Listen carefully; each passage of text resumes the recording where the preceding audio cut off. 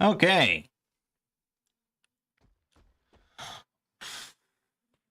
What's going on, everybody? My name is Mangg. Welcome back to Hanging with Mangg.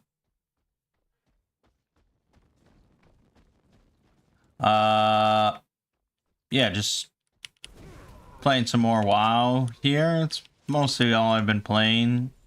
You know, it's kind of weird. Like, back in the day, like, in vanilla and stuff, I hated leveling. I despised it, you know? I was just like, oh, God. Like, I was like, I hated questing so much that I would rather just like grind mobs. I don't know. I just really disliked leveling. I just wanted to get to max level and do fun stuff. And now it seems like the only thing I do is just level characters. So, I have 5 level 80s now, which is quite a bit.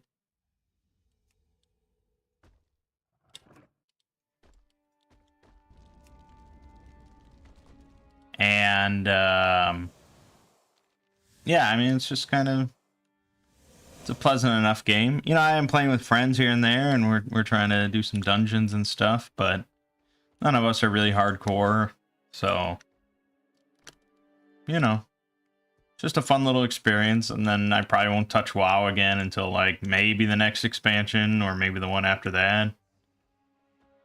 And that's it.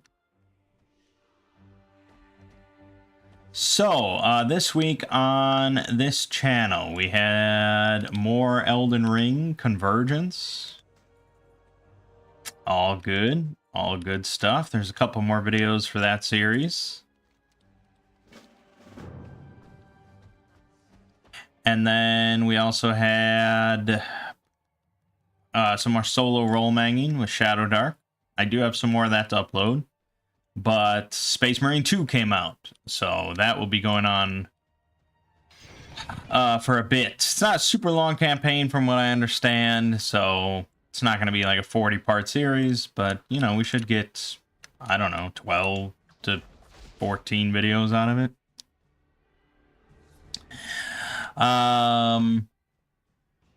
So once Convergence is done, I'll upload some more solo role manging. And then once that's done, probably some more RimWorld, old RimWorld stuff that I have. Things of that nature. And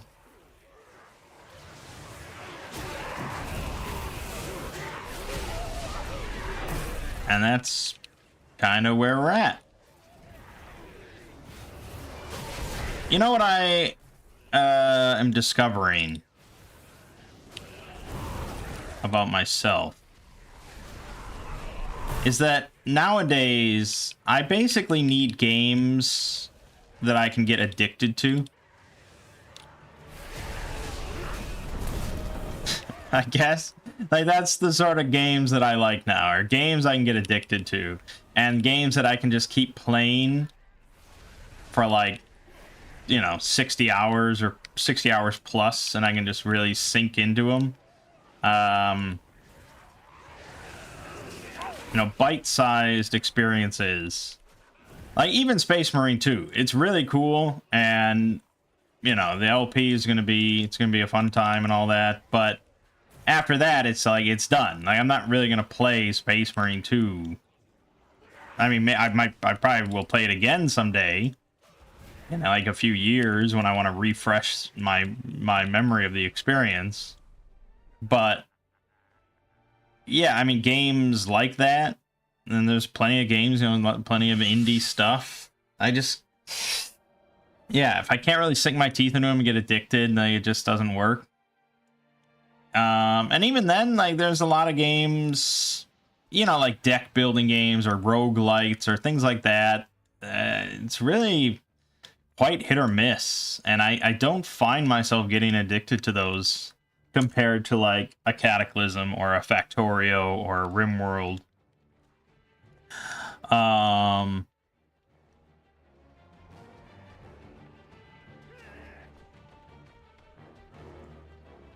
So yeah, it's just, yeah, like the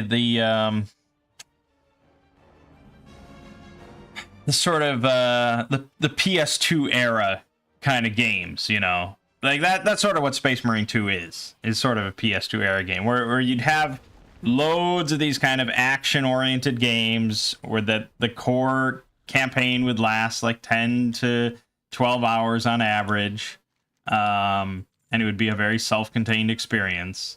That is largely dead for me at this point.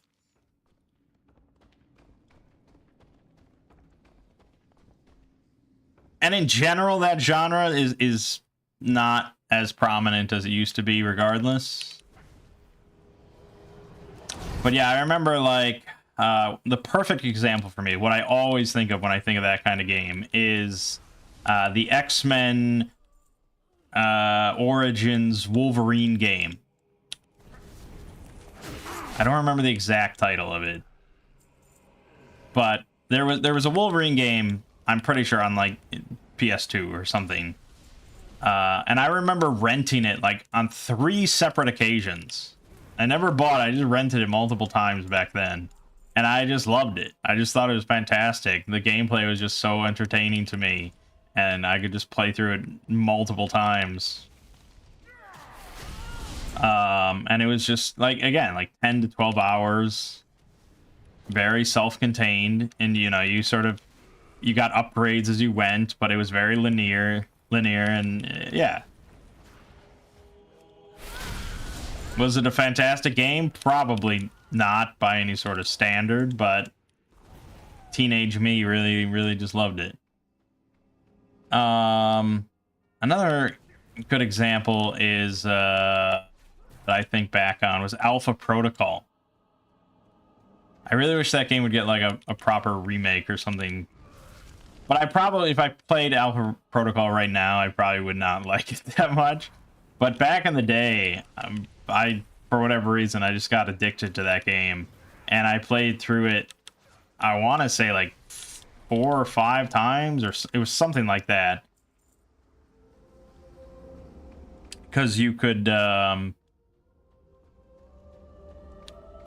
it was sort of an example of like kind of the Paragon Renegade playstyle. There were multiple different playstyles you could go through the whole game as that just changed, like, I don't even remember. It was a very unique game that I just loved. Hey, Durden. Wolverine Origins. Yeah, you never played it, but it's considered a low-key classic.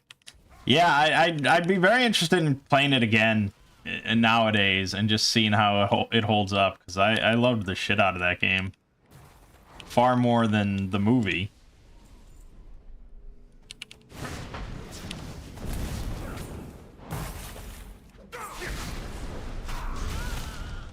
But yeah, nowadays it's really just like, what else can I get addicted to? What's my next game to get addicted to that I can play just nonstop for like 2 weeks and then move on? And as good as something like Space Marine 2 is, it's not something that I can just play nonstop for 2 weeks.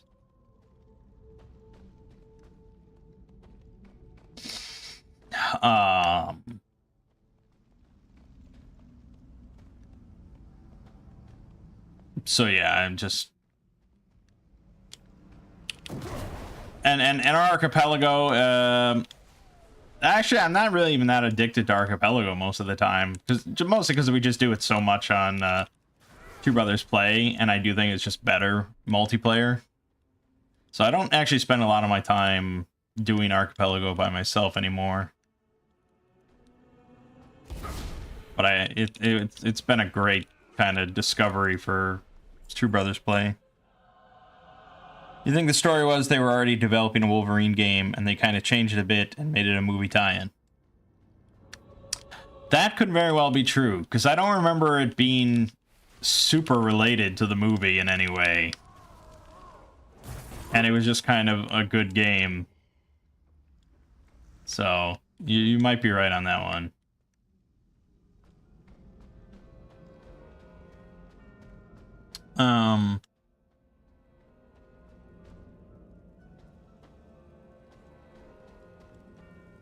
Yeah, so I don't know.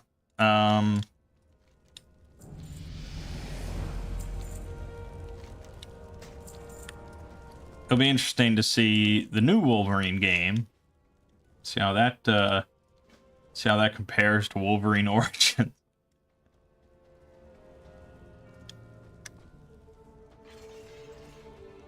Apparently that new Astro Bot game or something is getting really just rave reviews. But it's just, yeah, it's just, like I said, it's just not my kind of game. I don't know if it ever was, really. I've never really liked platforming games. I was never big on, like, even Super Mario 64. Like, when that came out, it was just like, yeah, okay. I'm sure I played it a bit, but I never got far in that game because, you know, we were like an RPG household. And that just has never appealed to me. And I've never really liked any Mario game outside of Super Mario RPG, the best Mario game.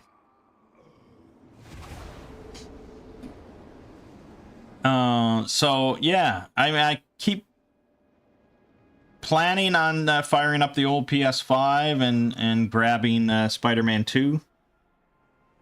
But it just, yeah.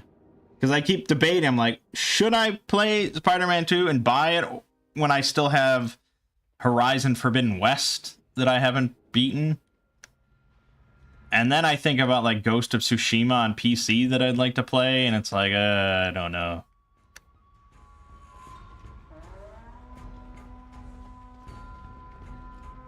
That's what you're playing now? Horizon?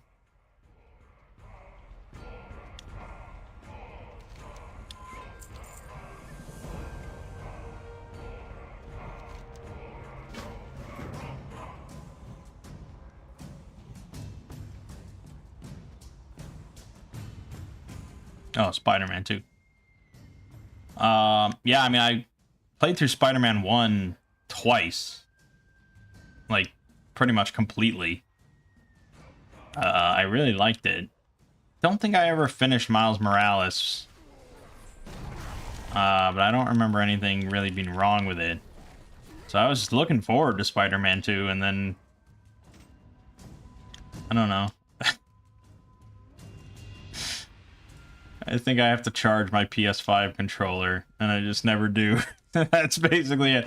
I keep hoping that it's going to suddenly release on PC, and I won't have to.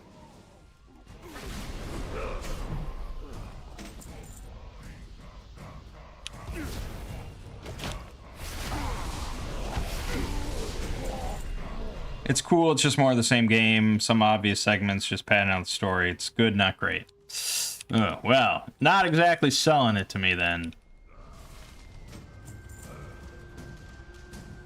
In that case, I'd probably lean towards just playing Forbidden West.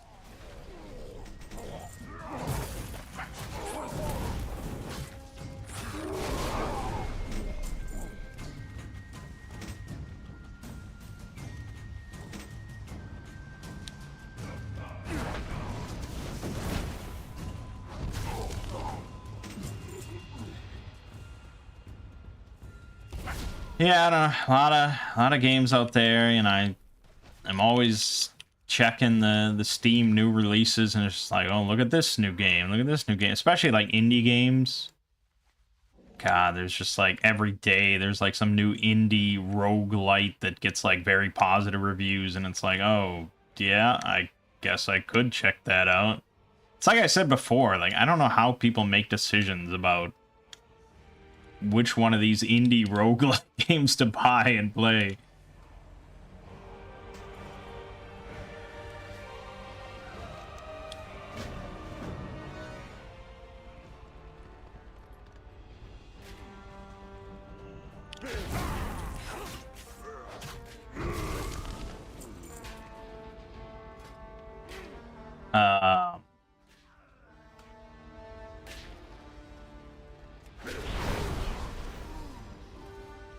Yeah, so I don't know. I'm not complaining. There's always something to play. so it's not a big deal. I was looking at, not a video game, but I was looking at this relatively new RPG called Fabula Ultima, which has been getting some pretty positive feedback. It's literally JRPGs, the tabletop role-playing game. Like, if you look at it, like the quick start guide is titled "Press Start." It's all of it is intended to like replicate the feeling of playing a classic JRPG.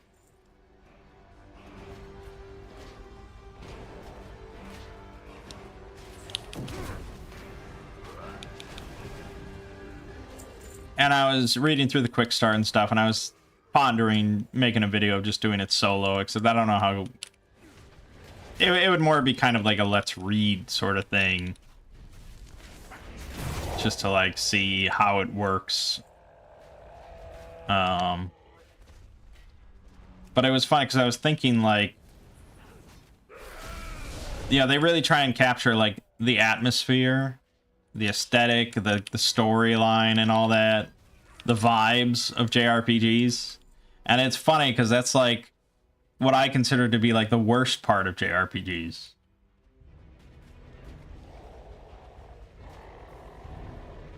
Like the average JRPG is just so like goofy and like over the top, like anime optimistic usually stuff, like bad dialogue, all that kind of stuff, and none of the plot really matters at all. I guess the aesthetics I don't mind as much. It depends on the game. Yeah, it depends on the game. Because if you think of, like, the aesthetics of Final Fantasy VI, that varies quite a bit from, like, I don't know, Tales of Symphonia or something like that. It's much more anime vibes that rather than the sort of steampunk.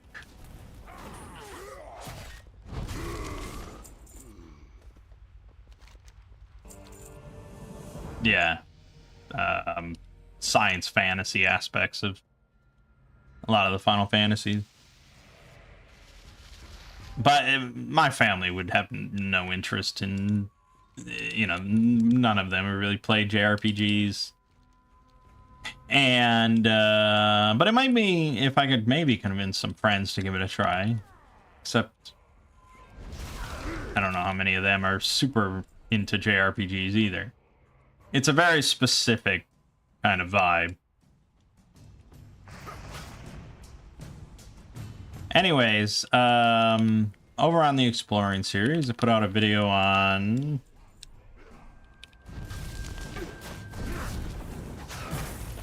It'll come to me. Touching Eternity, yes. That seemed to have done all right. And tomorrow I'll be releasing a rather unique SCP. It's a shorter one. It's under 20 minutes. And it's a point-and-click adventure experience. It's a pixel art point-and-click adventure game. It's calling it an adventure is a stretch. I'll say that. It's like 2 locations. It's pretty minimal, but it's just, I really like all the pixel art in it, and I think it's a really cool experience.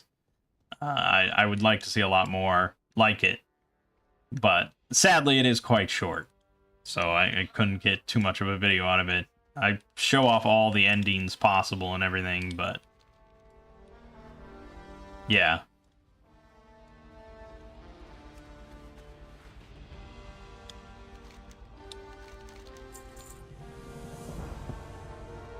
And this week there will be another horror movie summary. Not so much on the horror aspect this week compared to the last couple weeks, but it is Lake Mungo. One of my favorites.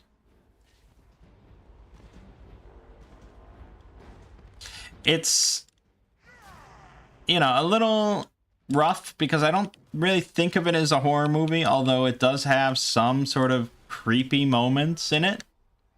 And I'm not, I feel like,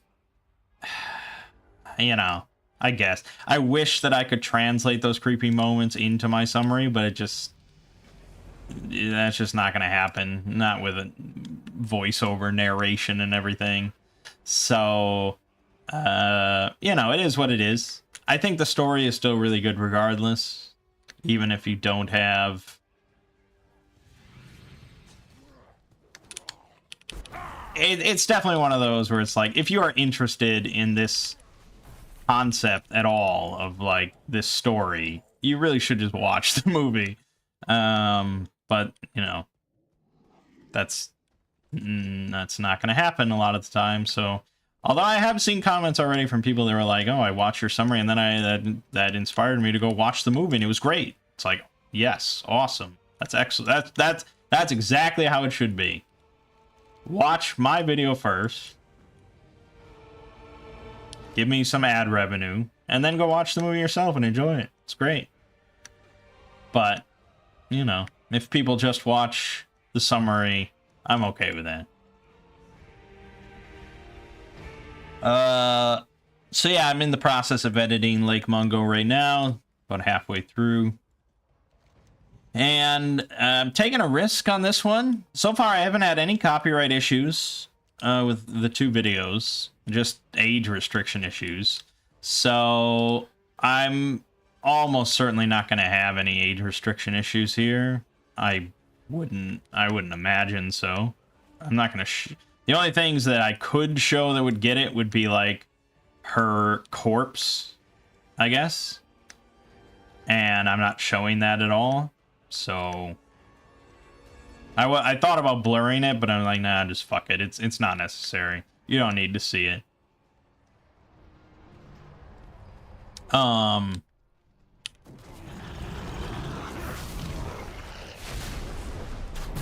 So I'm going to try instead... to do no real, like, practically no still images. It's all gonna be just video clips. I'm just gonna edit it, see if it uploads, see if it works out. If not, then we can kind of see, like, okay, I'm gonna have to cut down the video clips to like 5 seconds each and go from there. It's a relatively obscure Australian film, I'm hoping. I don't know if that makes a difference. I mean, obviously, if you just upload like Mungo to YouTube, it's going to get striked. So, I don't know. But yeah, should be good. And then the following one will be on the Bay, I think. Just going through all my sort of favorites for now. And after that, we'll be into October. And so for October, like I said, we're going to do probably 3 or 4 summaries. And I'm looking to do much more sort of horror stuff. Like, kind of not specifically Halloween or October related, although I think maybe a couple of them will be. But yeah, Western, just sort of creepy, scary horror stuff. That's what I want to do. Hitting the Mangg classics, yes.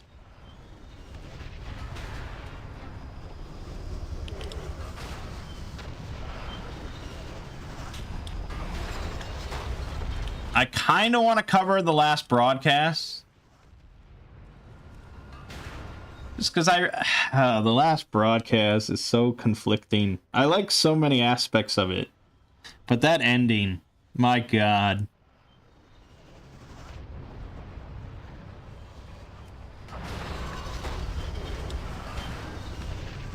Like, I would have to specifically, like, comment on the ending and just be like, look, if you've enjoyed this so far, just stop the video now.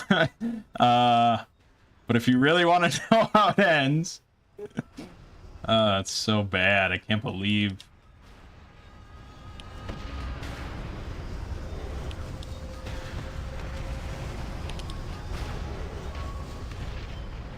it's the sort of thing where it's like some of these like really well regarded horror films and stuff, or really almost any kind of film, and then the director, you know, gets a lot of recognition for their amazing film, and then they go on and they make other films and they all kind of just suck ass, and it's like, well, I guess that was a big fluke.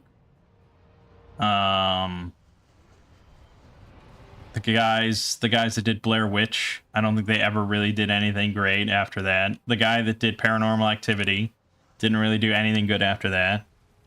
My usual example, I guess, outside of horror is Anton Fuqua, whose only really good movie was Training Day, and that was only really good because Denzel was in it and like improvised most of his lines.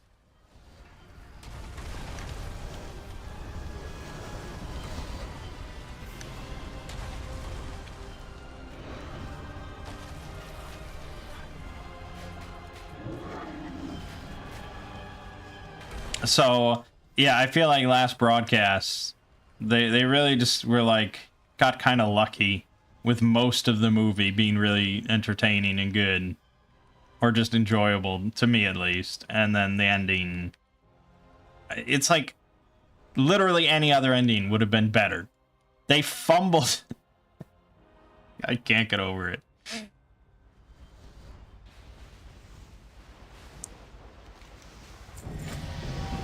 Anyways, yeah, I mean, let me just Google, like, what has Oren Peli even been up to since Paranormal Activity? I remember watching...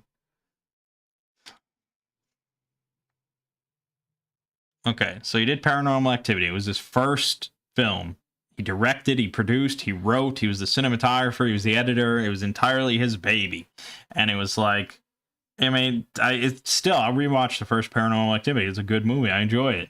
Like, okay, great. I can't wait to see what this guy's going to do next. So then he just becomes like a pure producer and just rides the wave. Produces the next, like every Paranormal Activity. He produced Insidious. He produced The Bay, which I love. Yeah, he produced Chernobyl Diaries, which was shit. He produced, The River, the series, which I actually was getting really into. I only really watched it because Bruce Greenwood was the star. But then it got canceled after one season, and I was upset. And then he finally, what is that? 8 years later, comes back, his first thing, directing and writing. And it's Area 51. What a piece of shit that movie was. And I only watched it because, I mean, obviously it was heavily marketed from the director of Paranormal Activity. And he directed it and wrote it. And like, oh my, this is going to be great. Man, oh man, what a fucking stinker. And then he never directed and wrote anything ever again. He's just continued to ride the production wave, which, to be honest, I mean, it's not a bad idea on his part. Why go through all the effort of directing and writing? Dude's probably loaded.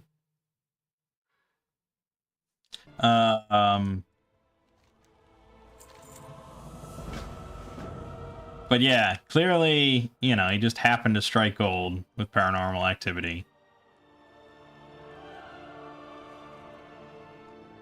And then, if we go over to the Blair Witch guys, let's see. Eduardo Sanchez has done pretty much nothing, really. He hasn't really worked on movies since 2014.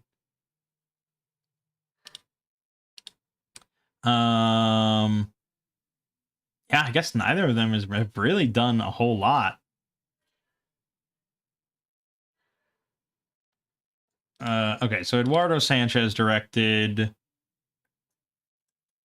Altered, which I don't think I even watched. I don't think so. Seventh Moon, I want to say I did watch, but that was ages ago. Yeah, with Amy Smart.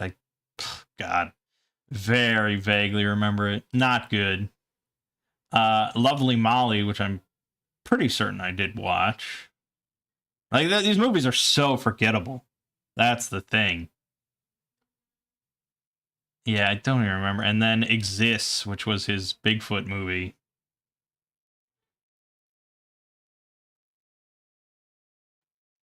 Yeah, I mean, even among Bigfoot movies, not so hot.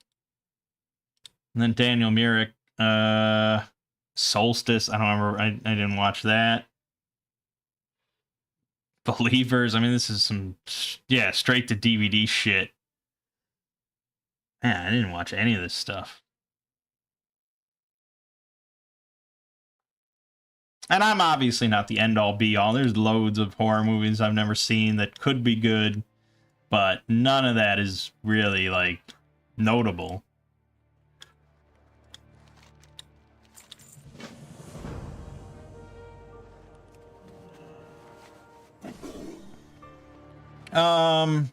What the hell was I talking about?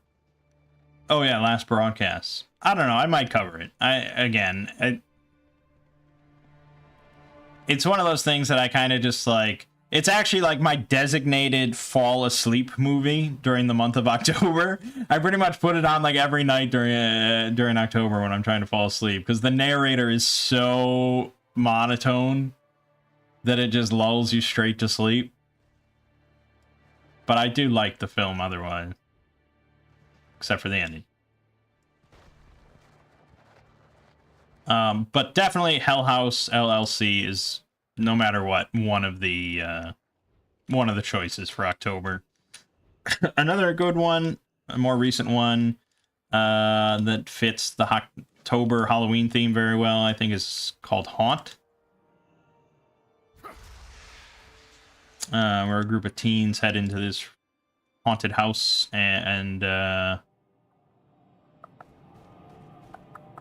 it's run by, I don't even know if you call them a cult, really. They're just kind of freaks. It sounds very generic, but it's actually quite good.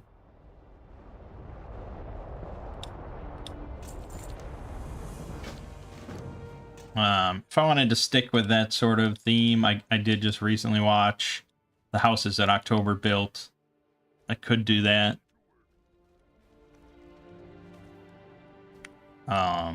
But yeah, I mean, there's loads. There's so many horror movies.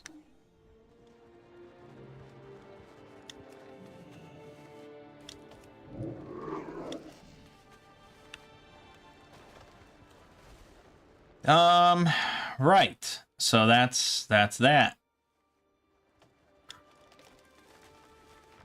It's just, yeah, I really, despite the low views so far, I'm really optimistic. Just because I've gotten so much good feedback from, like, viewers, and I've had, like, multiple family members that normally never watch my videos, watch my 2 horror summaries, and have liked them, and are waiting for a 3rd one. So that's promising, because they would never watch a horror movie.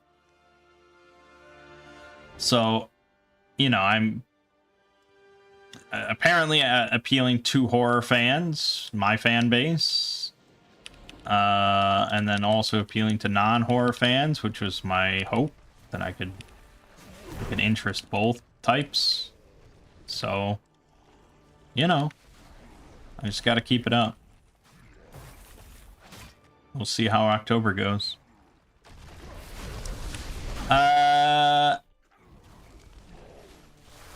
Yeah. As for RPG stuff, yesterday I did a one-shot with 3 people. We had a light number of people. So I ran an adventure called The Wolves of Welton, using Shadow Dark, of course. This is an adventure written by the same guy that did the Wild Sheep Chase, which is a great little fun adventure. It's written for D&D 5th edition, which tends to mean that it has just, like, I've noticed in 5th edition adventures, like pre-written stuff, they'll just have encounters. You know, the one-shot adventure will be like 5 sections, you know? So they do the first section, and then that likely leads them to the second section, and so on. But then the 4th section is like, well, if nothing really exciting happened in section 3, then just have this fucking monster show up and they'll fight him. It's like, okay. D&D, you know, modern D&D players just, they demand combat, or they will grow bored. I actually did run the encounter, just because, you know, I'm continually trying to get a feel for Shadow Dark and combat and stuff. And nothing did it. It didn't add much.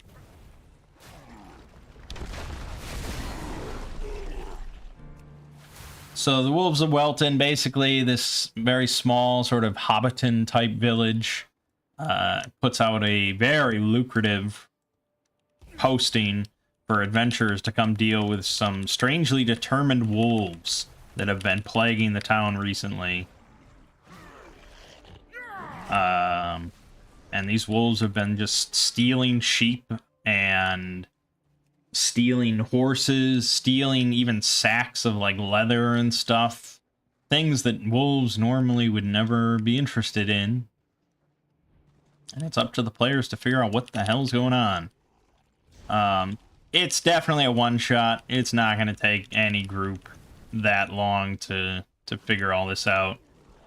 Because pretty much it all comes down to just going into the woods and finding the wolves' den and either killing them all or talking to them, because the wolves can talk. Turns out the wolves got hit with some like wild magic from a sorcerer, and inadvertently they became intelligent.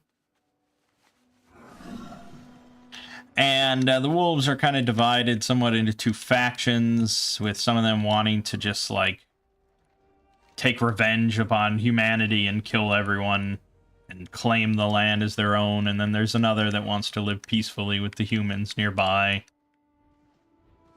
And it's up to the players to kind of sort it all out.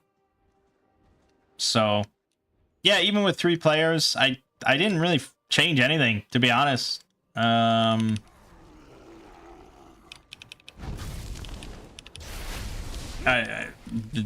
D&D 5th edition module, and it called for like the first battle to have 8 wolves, and I was like, all right, fuck it, there's 8 wolves there. You know, the final battle, when they rush up to the den, there's 6 wolves waiting out front, so I put fucking 6 wolves out front. That's the OSR way, you know. And it all worked out. 1 player did go down during that final encounter. And they were about to just kind of run away and let him die and get eaten, but they held their ground, and then the peaceful alpha came out and calmed everything down, and the players were very eager to not keep fighting because they would get devoured.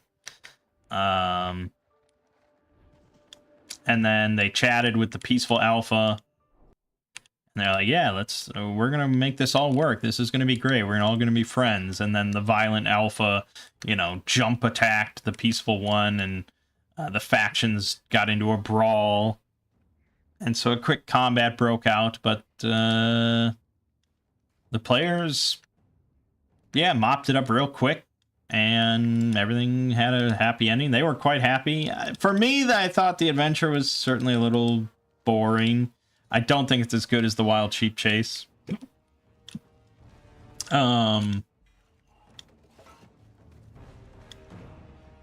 But I figured that if I ran it for them, they would probably enjoy it, and they did, so all good.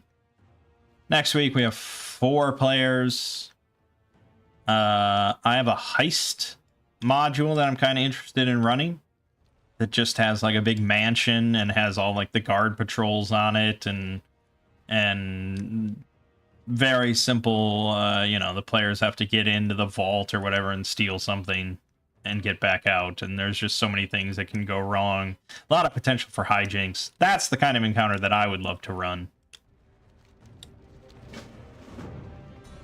Or that I would love to play.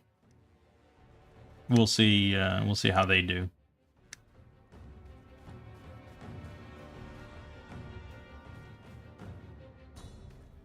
That's kind of it, really. Not a whole lot else to say.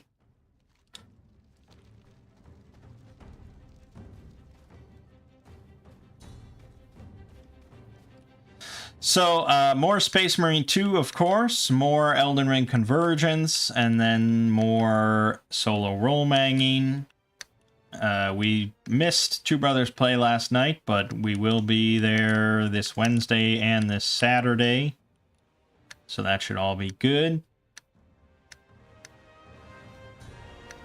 And on the Exploring series, the point-and-click adventure Where the Flood Couldn't Reach, as well as a horror summary of Lake Mungo. Please watch it. Please tell your friends. It's good. It's good stuff.